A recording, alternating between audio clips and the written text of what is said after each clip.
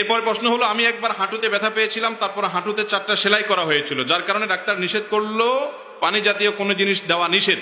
এমত অবস্থায় গোসল ফরজ হয়েছিল, এই অবস্থায় কি করা উচিত?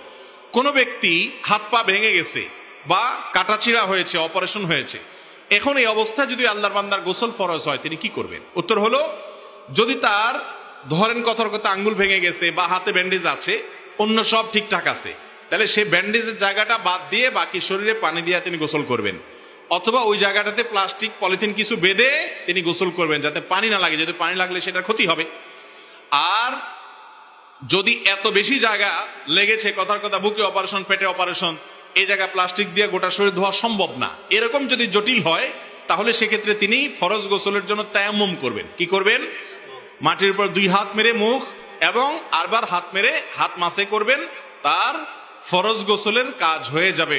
তায়াম্মুম শুধু ওযুর কাজ দেয় না, গোসলের কাজও দেয়।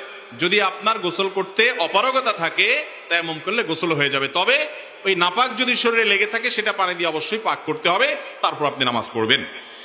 এরপরের প্রশ্ন হলো, আর যদি ব্যান্ডেজ দিয়ে আপনি যদি গোসল করেন, তাহলে সেক্ষেত্রে ওই জায়গাটাতে উপরে ভিজা হাত দিয়ে ব্যান্ডেজের উপরে হালকা মুছে নেবেন শুধুমাত্র।